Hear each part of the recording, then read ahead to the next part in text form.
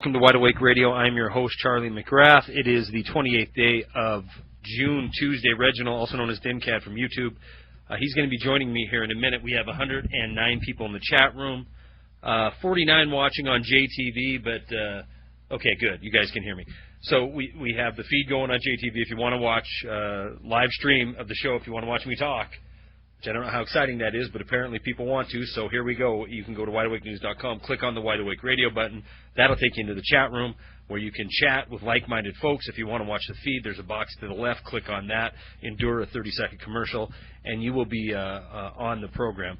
All right, I want to thank Dr. Bob, obviously the guest last night, but I also want to thank Warren because he did, he comes on and fills in for me. He's a regular on the show. He's on literally more than anybody else, and he is somebody I rely on to school me on subjects that I do not have a full grasp on, and he's always been there to support this program and this show as well as the YouTube channel. So thank you very much, Warren. I appreciate you taking your time to host the program last night. I was in sorry, a little voice issue here. I was in Buffalo, New York. Sunday night. It was a very quick trip, 36 hours, Buffalo, New York, up into Canada, back to Buffalo, and then back home. And you know what? And I'll talk to Reggie about this. I don't know if it's as humid in Flint, where Reggie's from, but good grief, I could not deal with the humidity that they have there. So, interesting trip, though. I really got to see some areas that are just on the verge of. I don't even know how to describe it. Every bridge you drive under is rusting apart. You have block after block after block of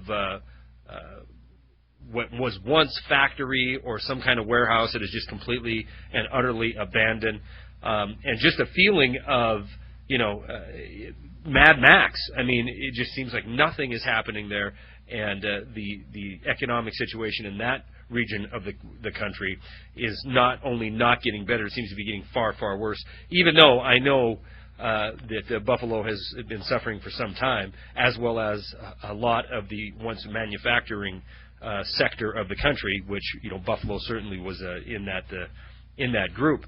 But it was very eye-opening for me because I'm fortunate enough to live in a state that is still a destination. We still have we have 1 million people, over 1 million people a year, come here just to drive through Yellowstone Park. We also have Glacier National Park here, and I'm not doing an advertisement for Montana, but my point is this. We're a very small populated state, and a lot of people love to come here for vacation or love to move here. So we here truly, and I think a lot of people may be listening. Now, I know there's a lot of people in the Rust Belt who know what I'm talking about when I'm saying Mad Max conditions. But there's a lot of people, especially on the West and East Coast, that have just either been recipients of oodles and oodles of bailout cash or borrowing more money in the case of California to kick the can down the road for another year, that they just don't understand how devastated regions of this country already are. And today, when I was on Russia Today, I was interviewed over there, and the last topic in the interview was how is America being affected? How do I see America being affected, especially when it comes to the middle class? And I wish we could have started the interview with that question because it was a fairly long interview, but I really wanted to elaborate. I mean, it was important to talk about Greece and the IMF, but I wanted to elaborate on how the forgotten millions in this country are struggling. They're struggling to make ends meet. They're struggling to hold on to any kind of hope. They're struggling to just get through a day without being completely overrun by a system, an economy that just seems to have forgotten them, just let them go by the wayside. And of course what I'm talking about is the millions of people. The 400,000 every week we have any first-time claims, these are new people on the rolls, but the millions of people who are currently on, and the millions who are falling off the unemployment rolls. And not only are they going off the unemployment rolls, they're basically being checked out of society. Now, I know that sounds grandiose and that sounds extreme. But think about it. You can't find a job. You lose your job. Maybe you find part-time work here or there. But eventually, any benefits that you might have run out. But you're still inundated, absolutely inundated, with this false feel-good news that things are getting better. And this started immediately. I've shown the Newsweek article cover many times on here, or talked about on the program, where we're back. This was March of 2010. And we're not back. We're far from back. We're worse now than we were in 2010 and 2009 and 2008. And there's millions, literally millions of people who must be just on the absolute ragged edge, hearing how Wall Street's at 12,000, hearing how another bank bailout is the cure, seeing what's going on across the pond, and seeing people literally, not figuratively, literally willing to die in now Western countries because of the activity of what I consider to be the world's financial terror network. And this is where we are. This is where we are right now.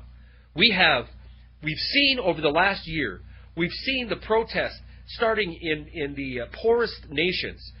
We've seen the people of Egypt out in the street. We've seen the people of Libya out in the street. They're not out there for some color revolution, that Hillary Clinton would have you believe, or because they want an American style of democracy, like any pundit on television would have you believe. And certainly, I'll say John McCain would have you believe, because I want to make sure I name one of the red team and the blue team, so it could be well understood that there is no difference between these guys. But they'll come on and tell you that these people yearn for this American democracy that we have. And the truth be told, and it is a very small segment of the media called the alternative media that will tell you the truth. The truth be told, these people aren't out there because they want a purple finger. They're not out there because they want, an American-style democracy. These people are on the streets because they spend 60% of what they earn, if they can find a job, to put food on their table because of the actions of a bunch of hubris, arrogant, evil, in my opinion, that want to just literally control every raw resource on this planet, all the raw materials, all the natural resources, control the governance of not only countries but now worlds. This is why these people are in the streets. They're hungry. And now we've seen this spread. It's moved. It's shift from the Middle East or more third world type countries to where we're seeing it in the West now. And that's why this Greece issue is so unbelievably pivotal. We have May 2010, the bailout, the bailout of all bailouts for Europe, the bailout that was going to save Europe. Okay, the May 2010 Greece bailout. This was going to fix the problem. We were going to march down the road to prosperity together. Do we remember this? I mean, the mainstream media doesn't, that's for sure. But here we are, June of 2011, and not only is the bailout ongoing, now we need an even larger bailout. We need even more people laid off. Let me give you just a few statistics. 10% in the first bailout. 10% of the public workers had to be fired, plain and simple. Okay? And then a 10% wage decrease for the rest of them. Everything from bonuses to other kinds of compensation were froze, and higher taxes were implemented. This bailout for Greece, and man, if you hear these numbers and it doesn't fire you up, if it doesn't get your blood pressure boiling, then literally you need to check your pulse. Because this first Greek bailout, 110 billion euros, 110 billion euros will end up costing the people of Greece, their children, grandchildren, it will end up costing them 250 billion euros. They get to pay interest and fees to the tune of 130 extra billion euros. Not even barely a year old, and they're back at the well. And they're terrorizing Europe for this. If we don't do this, Germany, if we don't do this, citizens of France, and I'm going to say citizens because the power elite in the countries that I name are all exactly the same. They're selling their citizens out. Plain, simple. That's the fact. There's no other way to describe what's going on other than a complete and utter sellout of people around the world. But citizens of Germany, citizens of France, Great Britain, you name it, if we don't go along with these EU bailouts, it will be the financial ruin of the world. Economies will crumble. We'll have martial law in the streets. So we're doing the fear tactic over and over again. It's important. It's important to talk about these topics. It's important to try to wake our neighbors and friends and family up to it. Because what you see spreading, not slowly, not, a country every year, we see it spreading around the globe rapidly. Egypt, people were dying in Egypt just a few months ago. Okay? People were dying, going to the street. They're dying in Libya now because we launched a war against them. But they took to the streets, a few weeks ago. And now we have the people of Greece who are being absolutely and utterly led down the path to indentured servitude, taking to the streets because they have no representation whatsoever. They say no. The majority polls are off the chart. 99% do not agree with what their government's doing. Doesn't matter. You are serfs. You are nothing more than cattle that need to be led down the path to slaughter. So they reshuffle the government. They do this hokey confidence vote, and then, bam, they're in the midst of implementing even more harsh, draconian austerity. 20% more of the workforce will be eliminated. If you're a person living in Greece, right now, if you make 12,000 euros a year, you're considered to be ineligible for government tax. You don't make enough money. 12,000 euros, okay, was that about $15,000 a year. Now, they want to reduce that to 8,000. So if you make 9,000 euros a year, you'll get an extra tax. So these parasitic scum do not have to take a penny's loss on their investment, underscored investment that they made into Greece. You can invest and lose all day long. And in fact, 90% of the people who try to invest in the stock market lose money. And it's just too bad. But if you're one of these monster too big to fails, never will you see a loss. Oh my gosh, I'm 20 minutes into this. Reginald, I apologize. I went off on a tirade there. Reginald, I wanted to get your take on what you saw happen in Greece today. People are in the streets. People are being bloodied. The violence has reached new heights, and it promises to continue down this path. So let me make some announcements here first. Reginald, if you know my channel on YouTube, if you go to YouTube and look in there, Alternative Media of All, I don't have to announce who Reginald is, but I will anyway. Reginald, also known as DEMCAD on YouTube. If you're not subscribed to him, go. He's got like, 1 million subscribers now, so subscribe to him. He is in Michigan. And talk to two things here, Reginald. The humidity, number one, and is Flint look anything like Buffalo? Because if it does, I honestly don't know how the people in those regions can get up every day with any kind of hope at all. Well, yeah, first of all, you should know what I call the blue team. Want to know what I call the blue team? Go ahead. Yeah. The new red team. that's what I call it. In terms of the humidity, that's what I don't like about Flint and Michigan in general, the summers. That's one of the reasons why I don't like the summers. You guys hear me say I like the winters. The summers, it's not just they're hot. The problem is the moisture in the air. You have to understand, Michigan is surrounded by lakes. I got Lake Michigan and all these lakes that surround the area. So you have all this moisture in the actual air. So it gets hot and it gets really, really humid. So you have this really sticky quality where it's not like in Vegas where it's really dry and hot, but you can just run around the place and go into the casinos and just go out. And when you get this hot, that when the sun it goes on your skin, but you don't feel stickiness because you're sweating and stuff. Mm-hmm. Right. In Flint, Michigan, and Michigan in general, you do get that really humid quality, and it's really, really rough. I don't like it at all. But speaking of Flint and Buffalo, well, I don't know how it is in Buffalo, but you basically have a corpse in terms of the auto industry here. At this point, a lot of us rely on the government. A lot of us rely on that. We can't find good-paying jobs. The people who do find jobs are pretty much working at McDonald's, Subway, Home Depot, but you can't support a family on that. No. I mean, you can't, and it affects the way you view yourself when you can't take care of your own family. I don't care what anyone says, especially men. It affects the way you view yourself and how you look at the future. I have no doubt whatsoever. I mean, Reginald, I spent one day there, and it was up in Buffalo. And I'm going to tell you something. The people in Buffalo, I've been all over the country, but the people in Buffalo and then north into Ontario were all super, super nice people. They reminded me of folks from Montana, just really down to earth, very kind.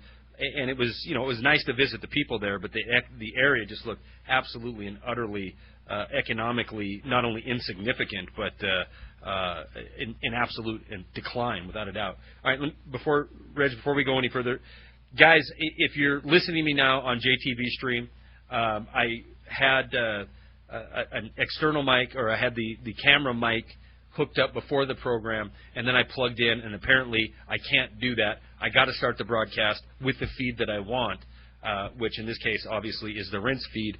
So during the break, or actually while Reginald's speaking here, I'll go ahead and shut down the JTV feed and then hook it up so you guys who are watching on JTV can hear Reginald as well as me. So I apologize for that, and tomorrow I won't make that mistake. So Reginald, I know on your promo video tonight you were talking about doing an open topic night, and that's absolutely fine. But I do want to get your take before we get off the topic of, are you paying attention to what's going on in Greece, and do you see, living in where you live, right, which is going to be absolutely one of the heaviest hit areas of this country, do you see any inkling of people nudging towards that? You've lost enough hope that you're ready to take to the streets to vent your frustration? Not yet, but it is getting to the point where you're starting to see a little bit too much silence in certain areas. Silence that's a little weird in that sense. When I think about Greece and the violence over there, I don't like to talk about this mainly because I think that America is in a situation where the people are more repressed. They have a lot more anger built up, and they don't really express it. You have people who are afraid of the police, law-abiding citizens who feel intimidated by the police. People see the banksters stealing their money. They see the politicians selling them out to the criminals on Wall Street. They see pretty much these crooks getting away with just about anything, right? And then meanwhile, you got some cop giving you a ticket because you didn't have your seatbelt on, or because you drove 55 on 45 or whatever. Maybe you drove 50 on a 40. So you're seeing these criminals on Wall Street basically blow a whole bunch of money, right? They're engaging in nonstop fraud where they create derivatives that they know is junk, and then they sell it to their own clients, right? And then they don't go to jail. Nobody goes to jail, no matter what happens. They don't go to jail. Nobody goes to prison, and they're treated like royalty, right? While people are losing their homes, they're losing their jobs, they're losing everything they have, and these guys are treated like princes. And now the police are gonna harass you because you want to videotape whatever the heck they're doing. People, they're going to get angry to the point where there will be a backlash, but it's not going to be like Greece. It's going to be a lot uglier. Well, I think we're going to see Greece get a lot uglier. This vote is going to happen probably in the next 24 hours. It may have happened already since I've been getting prepared for the program tonight. But I think we're going to see, this is a moment that we will look back on, Reginald, like 2008 when the Congress said no to the first bailout. What's happening in Greece right now with the citizens absolutely not accepting this austerity is going to tell how the rest of Europe is going to go. And this could go from the nation of Greece showing disdain and being upset to the entire European region experiencing the kind of pushback and civil unrest. It's not only the folks in Greece or Portugal, Ireland, or Spain, or any other pig nations. It's the other citizens of Europe who are not being listened to by their alleged representative form of government when they're saying, no, don't bail out the banksters so the Greece debt can be honored. So I interrupted you, Reginald, before we went into break. So please continue with what you were talking about. Well, we were talking about Greece and basically the verge of revolution going on over there, and basically the civil unrest. And I was basically saying that the United States, because of the conditions here, we have the largest economic disparity in the westernized world, in the developed world. Well, that means we have a bigger gap between the rich and the poor than you'll find in any European country and just about any industrialized nation in the entire world. I mean, that means that you have a significant amount of resources in the hands of a small group of people, and you have a large population of people who are getting less and less resources. That's why you're seeing the middle class shrink more and more. It's becoming smaller and smaller. So with these type of conditions, and when you have a corrupt political system, and you have people who have the capacity, quite frankly, with weaponry, the capacity to defend themselves, you're going to have a situation where misguided people are going to be acting out in violence against other people, against their neighbors. I think you're going to have people basically freaking out because they're not used to a certain way of life. And I think if there's a real collapse here in America, and I think we already are seeing a collapse in many different ways, but when we get to the point where people realize that there's something's changing, then our standard of living is going to drop pretty much for a very long time. You're going to have a lot of people direct their anger in more aggressive ways, even what you would see even in Greece right now. So I think that the civil unrest here is going to be a lot worse. Here's an example, okay? It's not civil unrest, but it gives you an idea of the mentality of the people, the mentality of what's going on here in America. You know, every Black Friday, Americans get up early, tens of millions of Americans all across the country get up early so they can get to the stores and get the best deals from Walmart and whatever. Basically, cheap crap made in China or Taiwan or whatever. But they line up behind these stores, they stay up there for hours, and as soon as they open up the doors, they run all over one another. They stomp on each other. They trample each other. Sometimes they even kill one another. They get to a deal on toasters or a TV or something. Now, with that type of mentality, imagine what will happen if there was any type of emergency situation in this country when people realized that something was going to change forever. Well, imagine the mentality when so many realize that the last bailout didn't fix it, or the mentality that when they decide that it isn't time to raise the credit card limit, that we're going to be going after all the so-called entitlement programs because there's no money there for them. And I'm talking about Social Security, Medicare, things that money's been taken for and should be sitting there in an account, and it's not, and we know it's not. And the only way we're funding this liability is by, increasing our credit card limit. Reginald, there's absolutely no doubt in my mind that we're going to see just a whole class of people that are going to be either completely forgotten, completely eliminated, or completely swept aside. And primarily, I think if you're in the baby boomer generation, you have real cause to be very, very concerned about what's going to happen to you. We have 11 million people this year that are in the baby boomer generation who are retiring. We do not have the funds sitting in Social Security for these folks. It's gone. It doesn't exist. It's we pay as you go. It used to be at the beginning of Social Security, 16 workers there'd be 16 workers for every one person who was on Social Security. Now it's 2 to 1. So the only way things are getting done in this country right now is by continuing to throw the future generations in debt, and I really think it's about to come to a screeching halt. And what we see going on in Europe is absolutely, I'm convinced, it may be a brief period of time away for us, but it has to happen here. I mean, they're just not going to pull a magic rabbit out of the hat on this deal. Yeah, they're pretty much out of tricks with all their stimulus and all their monetary stimulus and the money printing. They can continue all they want, but all they're going to do is just raise the prices of commodities, raise the price of the things we need to survive. They're going to have the same effect. We're going to still go through the pain. We're just going to go through a different type of pain. So there's no dodging that. What's happening here in this country?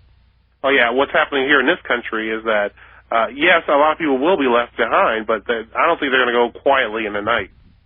Okay? I don't think so far they have, but it's been on the backdrop of having a mainstream media that has absolutely no desire to speak truth. It has every desire to keep advertising revenue going and to keep the power elite in where they're at right now. I want to shift a little bit to the IMF, and if there's a subject you wanted to bring to the program, interrupt me at any time, Reggie. But I wanted to switch to this IMF decision and talk about it a little bit. I don't know how closely you've been following this, but the Lagarde... Wait a minute, the IMF, I have to interrupt. So the IMF, the International Monetary Fund, I've heard of this organization. Isn't this the organization that basically goes to countries and offer them deals knowing that there's no way they're going to be able to pay them back? So then once the people default on it, they come in, they take over all of their resources, and basically buy up and control the whole country. Is this the organization we're talking about, or is this something else? Well, I guess you're one of them tinfoil hat guys, but yeah, that's exactly who they are. That's exactly who they are, Reggie. Today, the question was posed to me: what's going to be the challenge for the new IMF head? And and I think it was a legitimate question, but it's not even a question worth answering. There's no challenge here.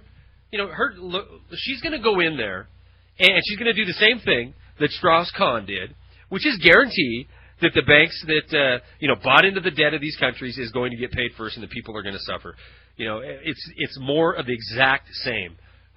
Even from the same country, another French person who has a desire to expand their political aspirations, and they're going to go in and do the exact same thing, or she's going to go in and do the exact same thing that he did, which is a guarantee that more debt will be heaped onto these countries. So, the West wanted... I've been doing a lot of research on the IMF and how intertwined it is with U.S. firms. A lot of these banks that are going to be receiving windfalls from this so-called loan that they're handing out, this loan shark type loan that they're handing out, are the same firms that we know and love here.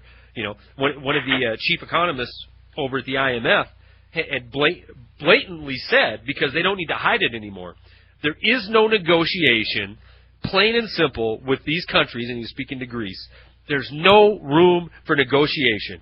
They will accept the terms, or they will not get the loan. If they do not get the loan, it will collapse the economy of Greece, it will collapse the economy of Europe, it will collapse the economy of the world. And I think, really, Reginald, it's time to call them on their bluff. What are your thoughts? Well, a lot of these countries need to default anyway and just say, you know what, a lot of this crap that we're dealing with, the derivatives, we're going to just wave this crap aside because this isn't real finance right here. This is just gambling. I think the United States is going to have to basically default in some way or another. I don't think the sky is going to fall. I don't think the sky is going to fall, not unless they keep bailing out these organizations and these banks and basically creating more monetary inflation and setting the country up for a dollar collapse. I don't think the sky will fall then, but it will be a pretty extreme situation. I don't think the sky is going to fall. I think they're just trying to fearmonger. They're trying to scare people, and they're dealing with politicians. These aren't brave people. These are cowardly people who care nothing about anyone but their own ambition, their own career, their own ambition. That's all they care about. And people like this are very easy to manipulate. Yeah, there's absolutely no doubt there. Right now the big thing to do in D.C. is get prepared for the next election cycle. So we're going to see more and more of these grandiose events where it's $5,000 a plate, where you'll have Wall Street represented, 2,500 people in the special interest sector and finance for 500 members of Congress. You'll see more lip service being paid to the fact that we need to go after these greedy profiteers, but in reality, the greedy profiteers are completely and utterly in control. Guys, I'm really sorry about this feed. I don't know what my hang up here is with my my webcam, but I will hang out after the program tonight and get it fixed. So if you guys are here strictly to watch the JTV feed, hang out. This wasn't a trick to get you into the room. Hang out, and I'll fix it after the program, and we'll do a little bit of an after Wide Awake News show with the camera set up. So, All right, Reginald. Topics. What'd you bring? Anything happening in your world? Give me a report. I haven't had you on for about a month or so. It's in the heat of humid summer, or it's in the midst of humid summer up in Michigan. What's new with you? Well, I just been thinking about how the way people raise their kids. I'm not a parent. I'm not an expert, but it just amazes me. It amazes me how things have changed, because I see young people doing things that I would have never done when I was a kid, or I would have been punished quite severely as a kid. There's a real lack of respect for older people, for adults. I'm seeing this for young people, seeing this from teenagers, and it just really surprises me that people. Maybe you're just getting old, Reginald. I'm only. That's what we all say when we get older. What's that? Well, I mean, I'm only 29, but a lot of stuff I'm seeing is just really crazy. I mean, for example, okay, I'm seeing like kids just jump on somebody's porch and just sit there and sit on the chair, and like it's their own property or something. I mean, who does this? And kids telling adults to be quiet. I mean, are you kidding me? I would have never said that. I'm only 29 years old. If my parents had a friend over, I basically shut my mouth and went and played. I remember this one point I was being dropped off, and this little girl, 10 years old or 9 years old, before I shut the door, she says, wait. So I hold the door open, and we're in my driveway. She throws out some garbage out the van into my driveway. And I thought, wow. I mean, where does the person have to be to think that that's appropriate? But, I mean, it just makes me wonder about where this country is going in general. But those are some of the things I've been thinking about. Well, and drawing that into an economic arena, obviously, we see an unemployment rate in the youth that is completely off the charts. I've been seeing these stories about these bum rushing of stores. Have you heard about this? Chicago. The last story I heard was I was in Vegas watching softball tournaments. My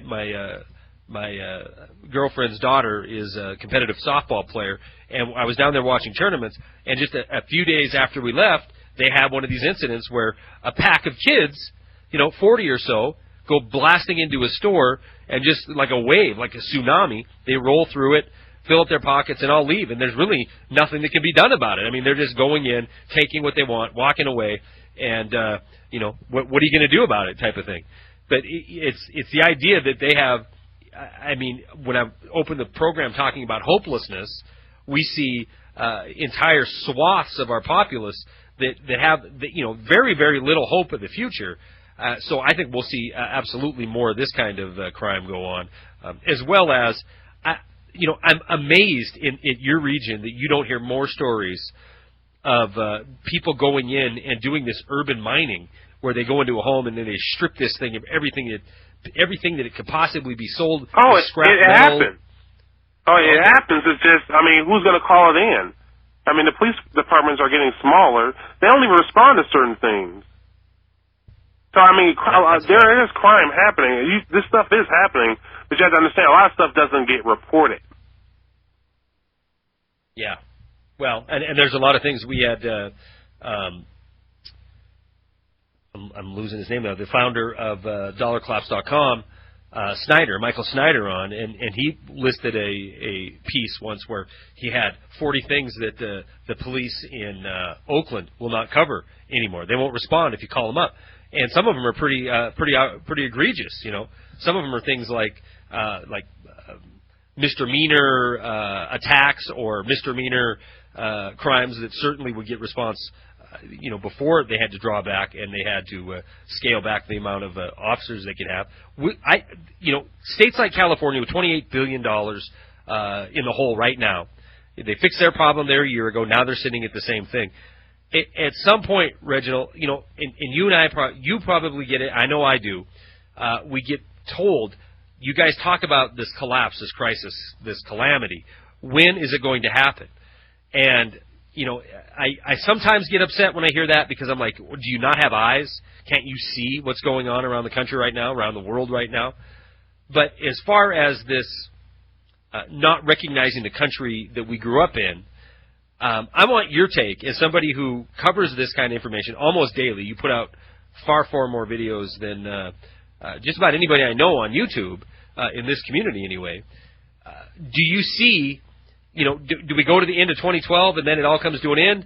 Do you see 2011, the summer, we're going to make it through this summer without any kind of meaningful civil unrest in protest to the crimes that are going on? Or do you think the people will just lay back and take it until there's absolutely nothing left and it'll be free-for-all? Well, I don't think people are going to be protesting because of what's happening in Washington or Wall Street. I don't see that happening anytime soon. I think people are going to start to protest when the food stamps, the Social Security, basically health care, any type of things that affect them, they feel like it affects them immediately. When that stuff dies off, when that stuff becomes less effective, or when the price of food gets so high that it's hard for people to support themselves on their actual income, then that's when I think you'll see a lot of protests. Then that's why I think you'll see people get aggressive.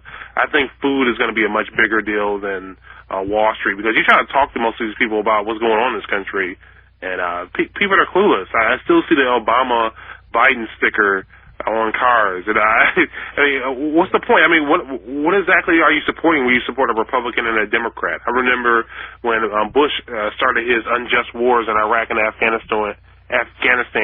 In Iraq, they had beef. They were sending more and more soldiers over there, and the Democrats campaigned against that in 2006. And people were claiming that they were against what Bush was doing. They want to bring the troops home and all this nonsense they said, which I supported the idea, but it was just rhetoric, because as soon as the Democrats got into power in 2007, they put on a show for about 6 months, and then they gave Bush every penny he needed for his war. And fast forward to, 2008, Obama's campaigning against the war, and he's talking about bringing the soldiers home, same rhetoric. He gets into power. He dramatically increases the amount of soldiers in Afghanistan. He continues the war in Iraq. And he's announcing that, he may pull out the additional soldiers he sent in the first place. But in the meanwhile, he's escalated the droid attacks in Afghanistan, unmanned aircraft attacks in Pakistan. He's expanded the conflict there. He's also ordered some attacks in Yemen. And now he started a war in Libya without authorization from Congress, no declaration of war. He didn't even get specific authorization from Congress, and there was no national security threat. There was no national emergency. It's pretty much unconstitutional. I think he's in violation of the Wars Power Act. So, I mean, you pretty much had the same old, you had the same old thing going on here. So, I mean, I don't think you have a lot of political awakening. I think people will become angry and more into it. They'll awaken when the food gets too expensive, when the resources are not attainable, and they don't have basic access to the things they need to live. I think that's when people are going to start to respond. Well, I wonder what they'll call it then, because, in Libya, they call that a color revolution, and we got to provide military air cover so that the people can go out and find their Americanized democracy. What are they going to call it here when we're paying 50%, 60% for our food, or when we have 50 or 60% unemployment and people are taking to the streets? They'll call it some kind of terrorist threat. That's one thing that I'll say. I was absolutely, Warren's been on here a lot of times, and he's done videos where he talks about the police state that's growing up in New York. And I'm telling you something. When I went across that border into Canada, the feeling of some kind of Orwellian novel was just thick. I mean, I have these Canadians standing there in full battle dress uniform, including either Kevlar or bulletproof vests, Glocks on their hip, and they're wearing jump boots and the full fatigues, and I'm like, you got to be kidding me, right? I mean, it was just 11 years ago, or less than that, 10 years ago, you could go from Buffalo or from Montana to Canada with your driver's license. And you had a friendly person standing there, hey, welcome to Canada, blah, blah, blah. And now because of this perceived threat, not only do we wage war around the planet, we've literally militarized our borders. At least the northern border, we've militarized. So when people start talking about, oh, will we have FEMA camps here? Well, I don't think so, because I think we're there. Try to get across that border and see what happens. So, I'm sure you see the same thing in Michigan as well, although you'd have to be in the UP, I guess, to worry about crossing the border. Well, I find it really fascinating, this terrorism argument. Okay, let's look at it logically, people. Let's say we had a 9/11 here in America every single year, right? 3,000 people dead. How many people die in car accidents every single year? Yeah, that's a good point. 40,000 people. How many people die of heart disease every year? Well over 100,000. Cancer. And what, we're going to change our entire foreign policy to bombing poor people all across the country, killing civilians? Because we're worried about this perceived threat. Oh, and by the way, don't pay attention to the fact that this perceived threat benefits the United States government. And don't pay attention to the fact that after this terrorist attack, the United States government used it to lie and tell us that there were weapons of mass destruction in Iraq and used it to justify 2 wars. Just ignore that. They don't even do that anymore. I mean, they barely even contain the lie at this point. Look how quick it took to give up the notion that we're providing air cover in Libya, and we're not there to provide regime change. After the $600 million first day of that event, within a week, it seems like, maybe, and that even might be historically accurate, it seems like within a week they were talking about how they're trying to target Gaddafi. Now we have senators and congressmen telling us, going on television and saying, there's no way we can leave him in power. He's just too evil and ruthless of a dictator. But they don't hide the fact. They don't even address the fact, and the media doesn't call them out on the fact that we've been funneling money into that country. That he was our partner on the